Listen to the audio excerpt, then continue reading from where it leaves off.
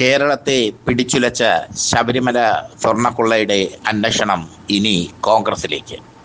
അന്വേഷണ സംഘം കോൺഗ്രസ് നേതാക്കളായ അടൂർ പ്രകാശിനെയും ആന്റോ ആന്റണിയെയും ചോദ്യം ചെയ്യും. അടൂർ പ്രകാശും ഉണ്ണികൃഷ്ണൻ പോറ്റിയും തമ്മിൽ അഗാധമായ ബന്ധമാണെന്ന് അന്വേഷണ സംഘം കണ്ടെത്തി.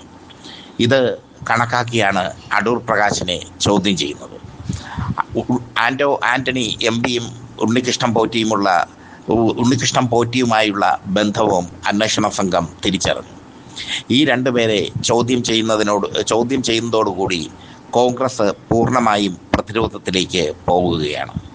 പോറ്റിയെ കയറ്റിയെ പാരഡി ഗാനം പാടി തദ്ദേശ സ്വയംഭരണ തെരഞ്ഞെടുപ്പിൻ്റെ വിജയം ആഘോഷിച്ച കോൺഗ്രസിനെ സംബന്ധിച്ചിടത്തോളം വലിയ തിരിച്ചടിയാണ് അടൂർ പ്രകാശിനെയും ആന്റോ ആന്റണിയെയും അന്വേഷണ സംഘം ചോദ്യം ചെയ്യുന്നത്. ഇന്ന് കൊച്ചിയിൽ നടത്തിയ പത്രസമ്മേളനത്തിൽ എം വി ഗോവിന്ദൻ മാസ്റ്റർ ഇതേക്കുറിച്ച് പറയുകയും ചെയ്തു.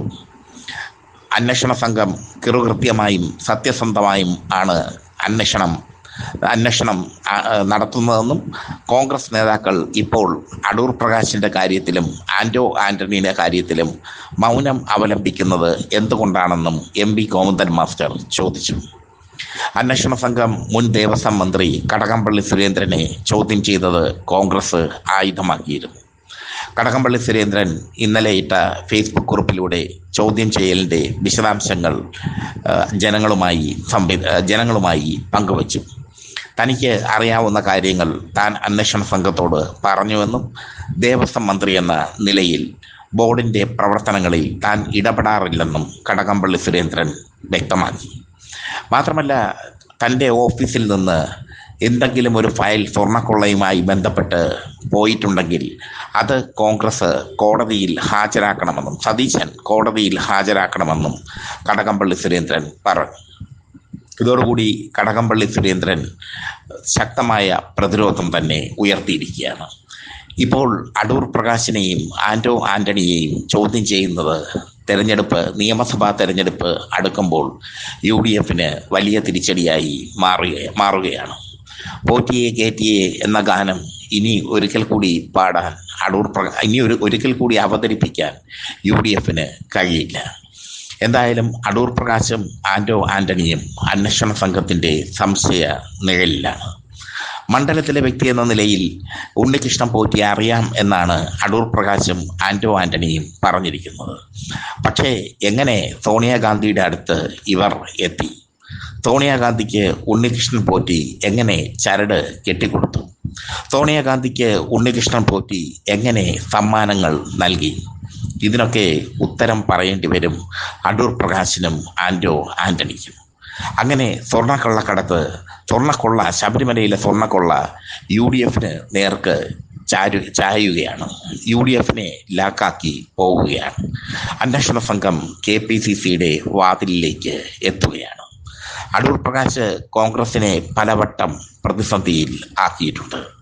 നടി ആക്രമിക്കപ്പെട്ട കേസിൽ ദിലീപിന് അനുകൂലമായി പ്രസ്താവന നടത്തിയ അടൂർ പ്രകാശിനെ തദ്ദേശ സ്വയംഭരണ തിരഞ്ഞെടുപ്പ് ദിവസം സണ്ണി ജോസഫും BD സതീശനും തള്ളിപ്പറഞ്ഞു. മാത്രമല്ല, തരാതരം പോലെ അടൂർ പ്രകാശ് സ്ത്രീവിരുദ്ധ പ്രസ്താവനകൾ നടത്തുന്നുണ്ട്. രാഹുൽ മാങ്കൂട്ടത്തിലിനെ ബലാത്സംഗ കേസിൽ ആരോപണ വിധേയനായ ബലാത്സംഗ കേസിൽ പോലീസ് അന്വേഷിച്ചുകൊണ്ടിരുന്ന അല്ലെങ്കിൽ പോലീസ് കേസെടുത്ത രാഹുൽ മാങ്കൂട്ടത്തിലിനെ അടൂർ പ്രകാശ് സംരക്ഷിക്കുന്ന തരത്തിലുള്ള പ്രസ്താവന ഇറക്കിയതും കോൺഗ്രസിനെ പ്രതിസന്ധിയിൽ ആക്കി. ഇപ്പോൾ അതേ അടൂർ പ്രകാശ് തന്നെ കോൺഗ്രസിനെ വലിയ പ്രതിസന്ധിയിലേക്ക് കൊണ്ടുപോകുന്നു. അടൂർ പ്രകാശിനെ ചോദ്യം ചെയ്തു കഴിഞ്ഞാൽ അത് കോൺഗ്രസിൽ വലിയൊരു കോളിളക്കം തന്നെ ഉണ്ടാക്കും. CPM അതിനെ രാഷ്ട്രീയമായി നന്നായി മുതലെടുക്കും. എന്തായാലും അന്വേഷണ സംഘം കോടതിയുടെ ഇടപെടൽ ഉണ്ടായതിനെ തുടർന്ന് കാര്യക്ഷമമായി തന്നെ നീങ്ങുകയാണ്. അതിൻ്റെ തെളിവാണ് അടൂർ പ്രകാശിനെയും ആന്റോ ആന്റണിയെയും ചോദ്യം ചെയ്യാൻ വിളിച്ചത്.